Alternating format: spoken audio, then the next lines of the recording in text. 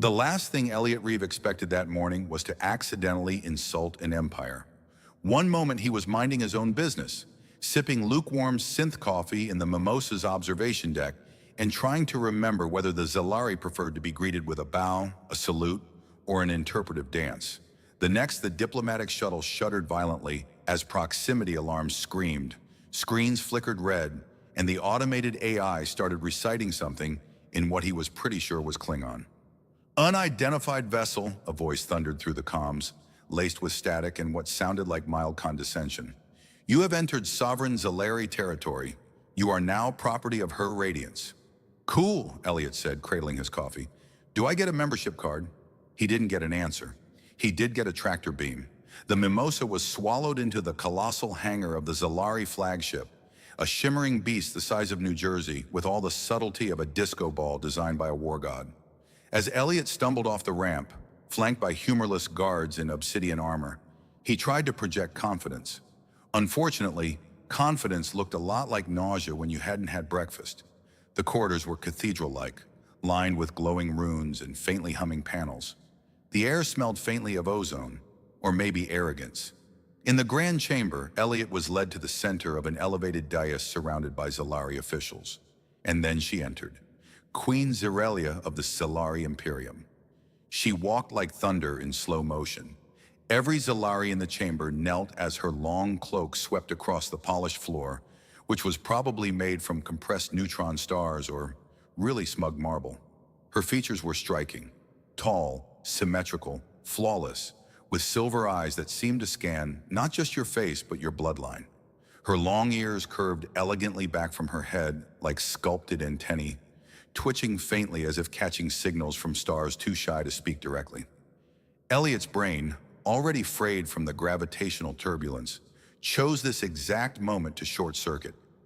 She stopped before him, said nothing, simply looked, and Elliot, a man who once talked a customs agent into releasing his suitcase using only a limerick, opened his mouth and blurted, "You're so beautiful I can't even speak."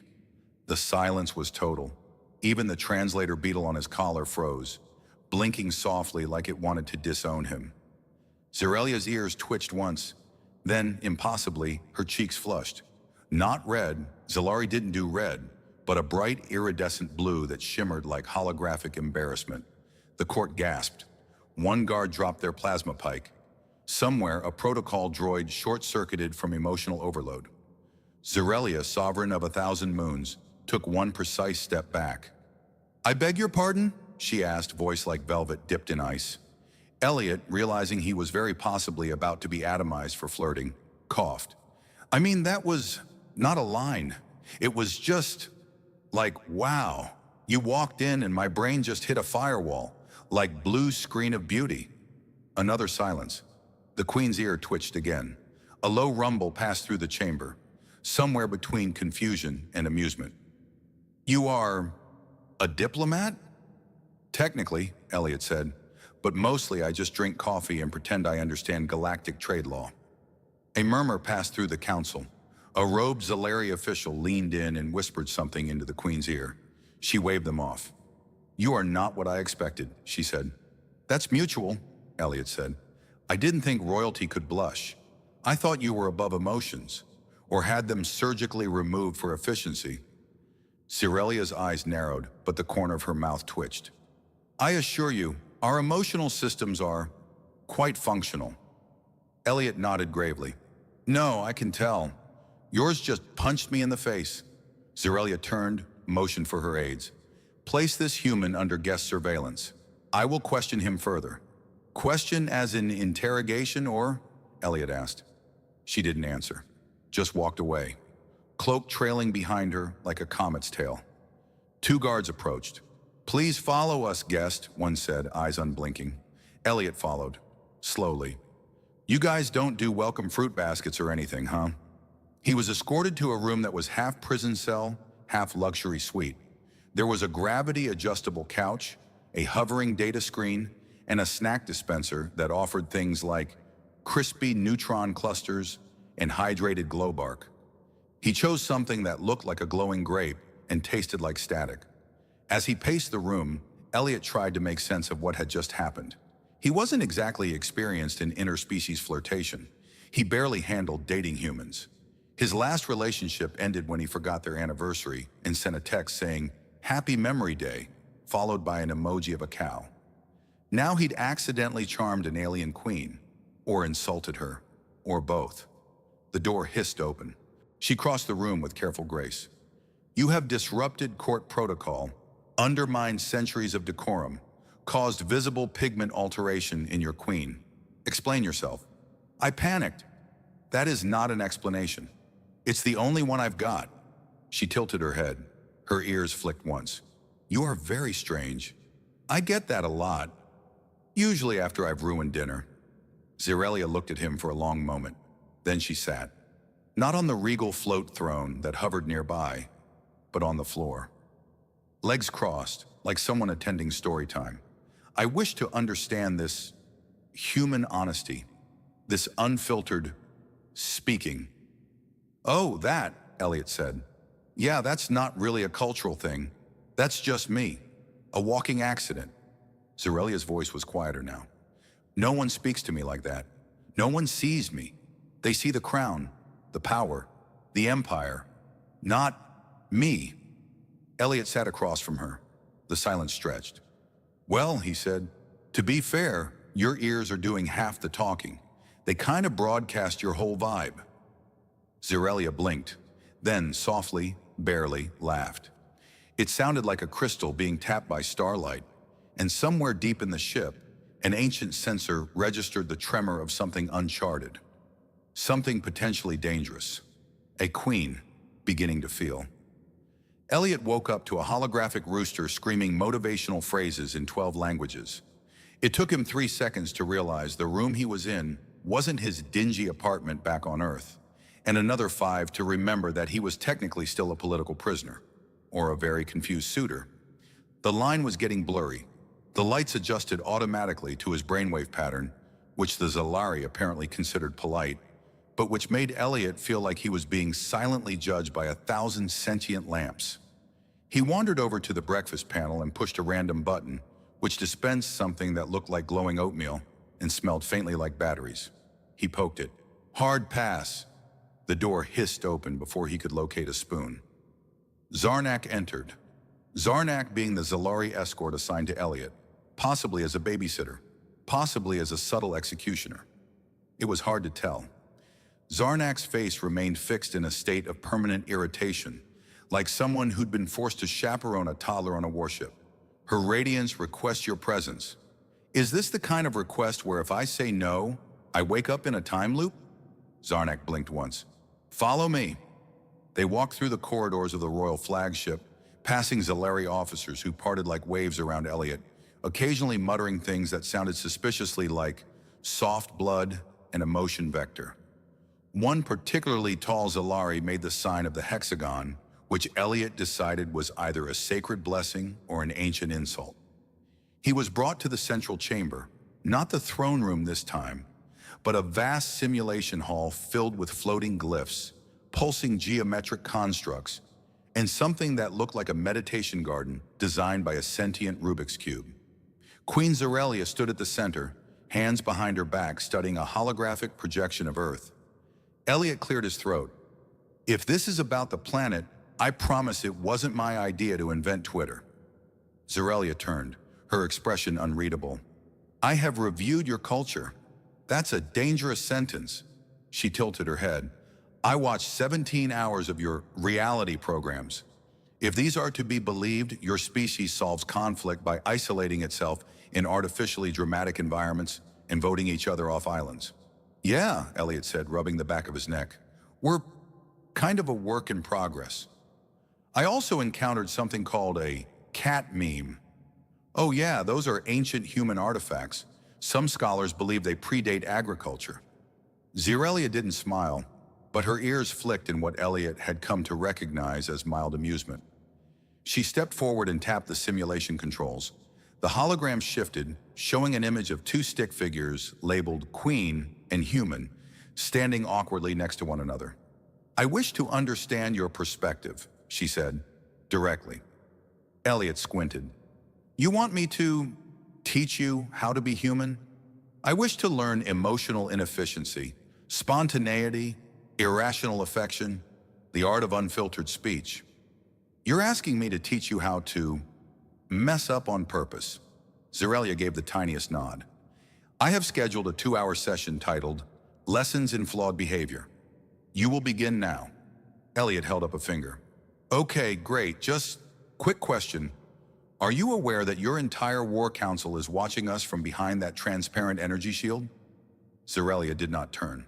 They are concerned. Let them observe. Cool, cool, cool, Elliot said, glancing at the scowling figures.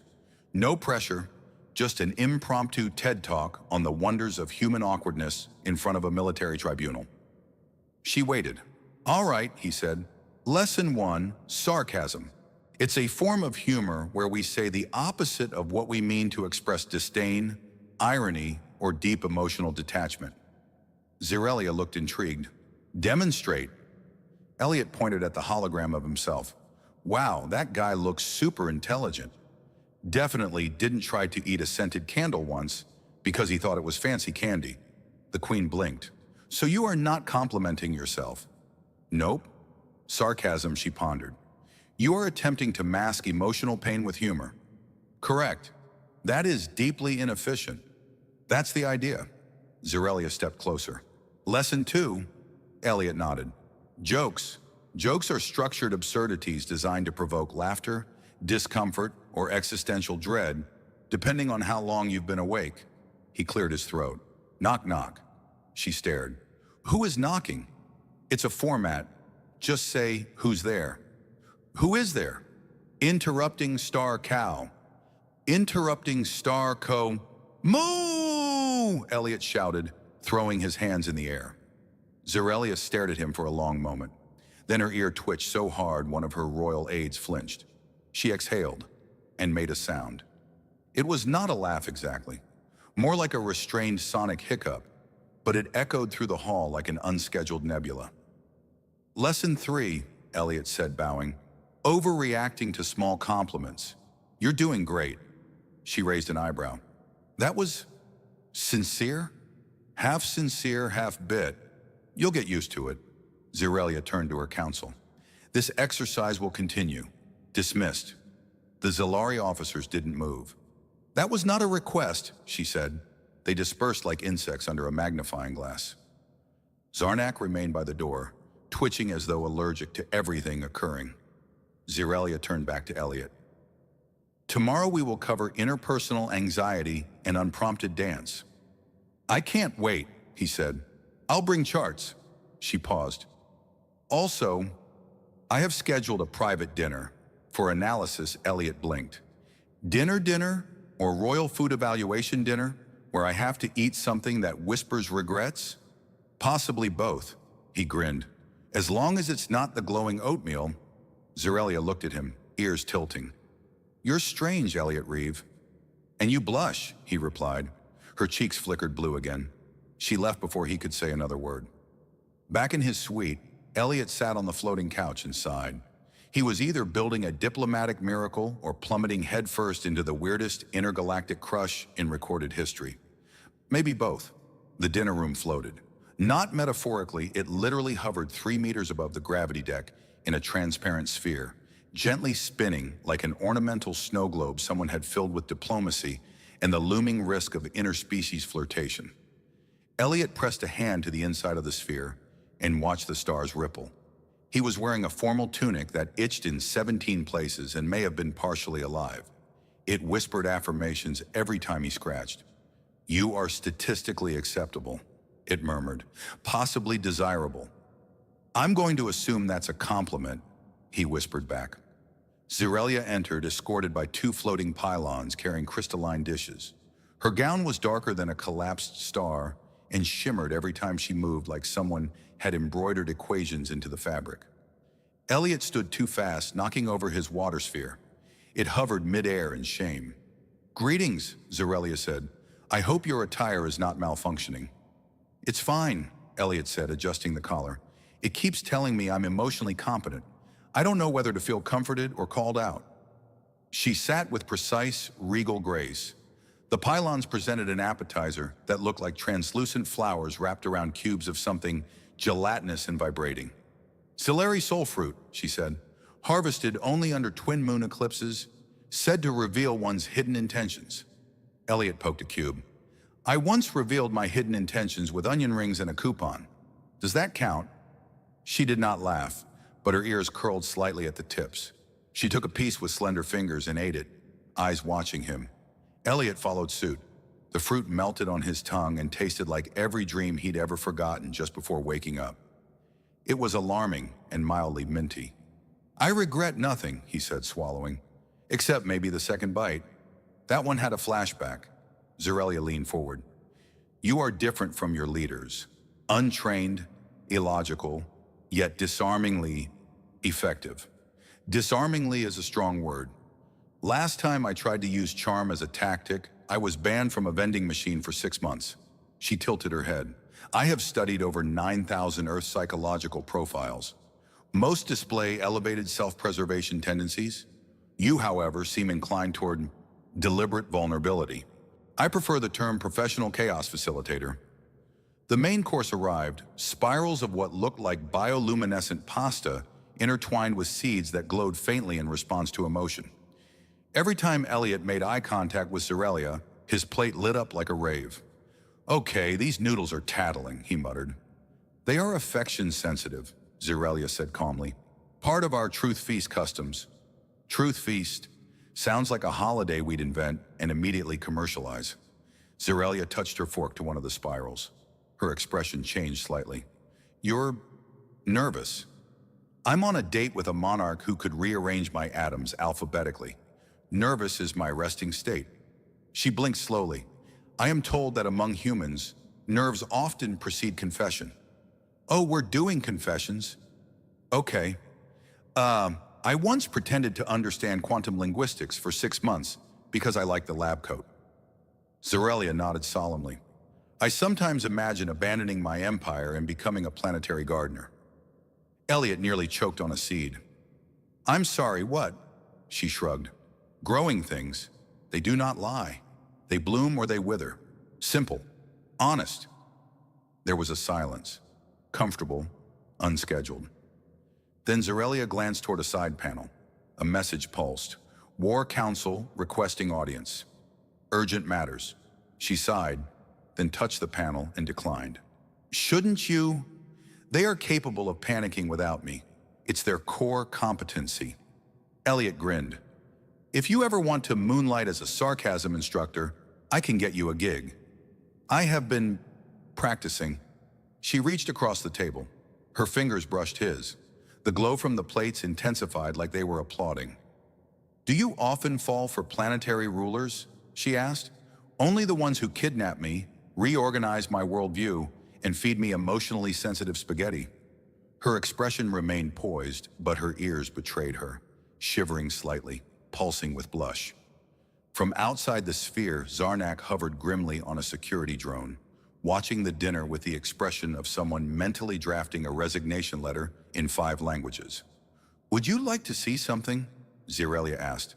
Only always. She stood. The walls of the sphere faded into full transparency. Stars spun around them, impossibly close, impossibly many. In the distance, a living moon blinked slowly and resumed orbit. Zerelia raised a hand. The stars shifted. A shape formed. 2 figures, barely silhouettes, orbiting one another in shifting light. It is a Zeleri courting projection, she said, used for ancient bonding rituals. I like it, Elliot said. It's subtle. She lowered her hand and the stars returned to normal. I do not know what this is, she said quietly. This, United States. It is not in the simulations. Well, Elliot said, stepping closer. Maybe that's the point. Their hands touched again. The plates glowed so brightly they shorted out. In the War Council chamber, emergency alerts began to ping. Unknown variable detected. Emotional deviation increasing. High command argued over protocol, but Zerelia simply stood with Elliot, watching stars they didn't have names for. The next morning, Elliot awoke to the sound of his outfit whispering, "You are radiantly average today." He groaned, pulled the collar over his head, and stumbled toward the console as the room gently realigned its gravity field to match his blood pressure. A notification blinked on the wall. You have been summoned to Imperial Heart Court. Subsection: Emotional Judiciary Dress Code. Non-threatening refusal penalty. Possible banishment or extended polite conversation. He sighed, grabbed a tunic that only flickered with passive-aggressive LED runes, and followed the corridor, half expecting another floating food orb to tackle him on the way. Instead, Zarnak stood waiting, holding what looked like a ceremonial binder made of woven starlight and bureaucratic spite. You're late, Zarnak muttered. The council is already heated. Elliot adjusted his tunic. They do realize I didn't propose marriage, right? I made her laugh. That's not sedition. On Earth, that's a second date. Zarnak didn't respond. His nostrils flared slightly, which on Isolari meant either disgust or hay fever. The Heart Court was less of a courtroom and more of an existential arena.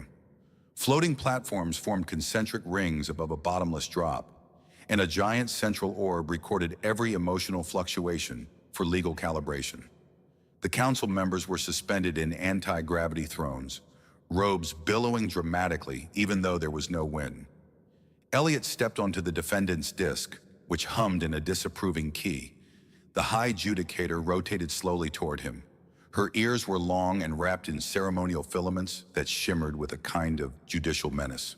Elliot Reeves, she began, you stand accused of compromising her radiance through erratic emotional contagion, unauthorized intimacy, and the destabilization of at least 4 core protocols regarding sovereign detachment. Elliot raised a hand. I'd like to plead extremely human.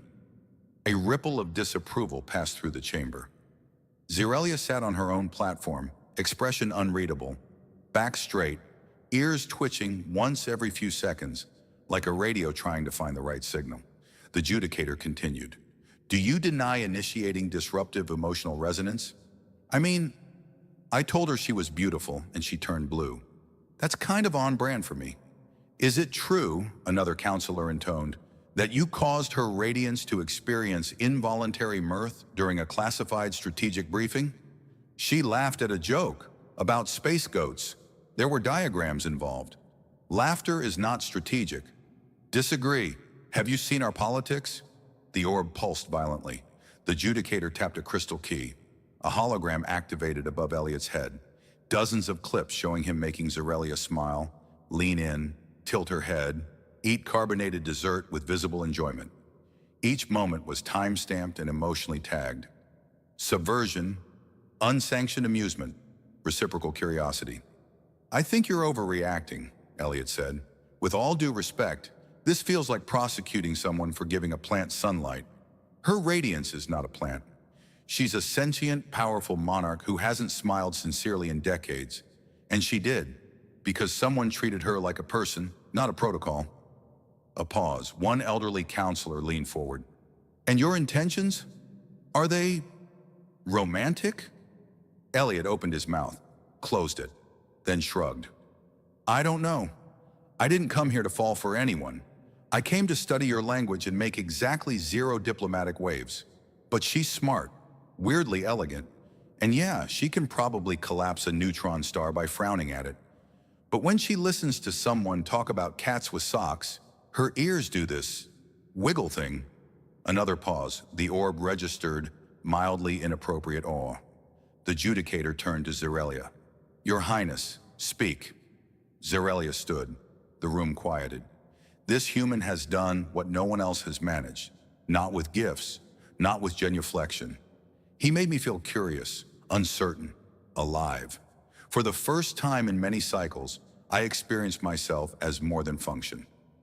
One of the younger officials began to protest, but she raised a hand. I do not renounce the throne. I do not abandon my people, but I question a system that treats authenticity as a threat. A murmur spread. Elliot stepped forward. Look, I know I'm not what you expected. I mispronounce names. I knock over sacred utensils. I once greeted a dignitary by quoting a song from a 1990s sitcom. But if there's a chance to build something, anything, that includes laughter, shouldn't that be a sign of progress, not collapse. The orb pulsed. High intensity. Honesty detected. The judicator blinked once. Then reluctantly, she tapped her staff. The accusation glyphs dissolved. This court does not approve, but it will not interfere. Zerelia looked at Elliot. Her ears twitched in slow, symmetrical arcs. Outside, the stars pulsed in a rhythm no algorithm could explain. Zarnak, waiting in the hallway, muttered something that translated roughly to, "I knew it." "We're doomed." Elliot stood on the observation deck with a ceremonial ribbon tied around his head. He wasn't sure why. Someone handed it to him after the council session and said, "It is tradition," before vanishing in a cloud of protocol smoke. The ribbon occasionally beeped. He leaned against the glass, watching the stars blur by as the Zalari flagship cut across sublight space. Below, the planet Telvorith glowed with soft lavender oceans and clouds shaped like existential regrets. It was apparently the chosen site for the newly proposed Cultural Accord of Mutual Weirdness. Elliot had not picked the name, but he endorsed it wholeheartedly. Behind him, the doors whooshed open. "You are wearing it backwards," Zerelia said. "I suspected that," Elliot replied. "It called me Chieftain of Soft Foods. That is a high honor among the Nebulite dietary caste. I'm humbled." She stood beside him, her silhouette outlined by the distant light of two suns, politely failing to explode. "So," Elliot said, "we're really doing this?" Zerelia nodded. "A formal alliance, emotional transparency, shared holidays. You're gonna love Earth's customs. We have one where people dress up as monsters and demand processed sugar from their neighbors. Solari do that on alternate Wednesdays. We call it assertive diplomacy training." He grinned. "We might not be so different." She turned to him. "Are you afraid?" "Terrified," Elliot said. "But in a thrilling, I might accidentally become an ambassador or a romantic footnote in an alien history book kind of way." She regarded him quietly. "You have changed. I have an intergalactic crush, a universal arrest record, and a tunic that compliments me every time I trip." "Yeah, I'd say I've grown." Zerelia's ears curled slightly. "I mean emotionally." He paused. "Oh, that too. I used to think vulnerability was a bug. Turns out it's just the manual override for connection." The lights in the corridor shifted from diplomatic blue to mildly festive lavender, signaling the beginning of the accord ceremony. Zarnak appeared, holding two ceremonial tablets and looking like he'd aged 6 solar cycles in the last week. "The crowd awaits," Zarnak said. "I have prepared an emergency sedative in case either of you says something human." "No promises," Elliot said, accepting his tablet. "I have 3 puns locked and loaded." "You're a menace," Zarnak muttered, then walked off before he could hear Elliot say, "You wound me, sir."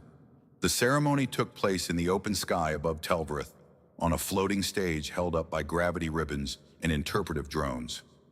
Delegates from 12 systems hovered in concentric orbits, broadcasting every facial twitch and diplomatic eyebrow, raised back home. Elliot stepped up first. "I, Elliot Reeve, certified chaos gremlin and occasional peace facilitator, do hereby agree not to weaponize affection, sarcasm, or space pasta against the Zalari people. In return, I request full meme exchange rights, limited teleportation access, and the Queen's full cooperation in attending 1 Earth birthday party per solar cycle." There was a pause, then polite applause, followed by a brief Solari chant that translated roughly to, "May your awkwardness bring balance." Zerelia stepped forward.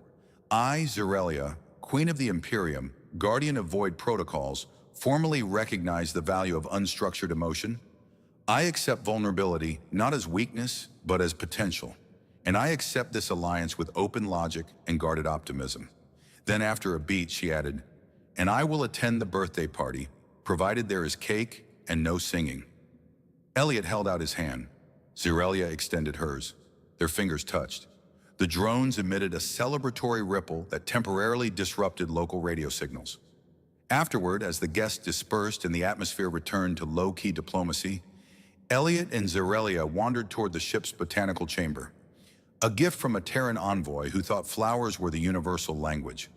Most of the plants were confused but compliant. They sat on a bench made of living crystal. Elliot stretched his legs. Do you think this will last? He asked. The Accord? Possibly. No, I mean, us. The Queen and the Chaos guy. Zerelia looked at him. Possibly, he laughed. You're getting good at uncertainty. I have an excellent tutor. They sat in silence for a while, watching a bioluminescent fern attempt to imitate their body language. Zerelia spoke softly. Before you, I only knew power, command, predictability. Now I know the shape of confusion, the taste of fear, the color of blush. Elliot reached for her hand. And it is beautiful, she said. He squeezed her fingers gently. You're so beautiful I can't even speak, he whispered again. Zerelia blushed. The fern blushed too for some reason. Above them, the stars kept spinning, unaware that history had just bent ever so slightly toward the improbable. And Elliot, once a bumbling linguist with a lopsided smile, now sat next to a queen who once ruled with precision. Neither of them certain, but both of them finally real.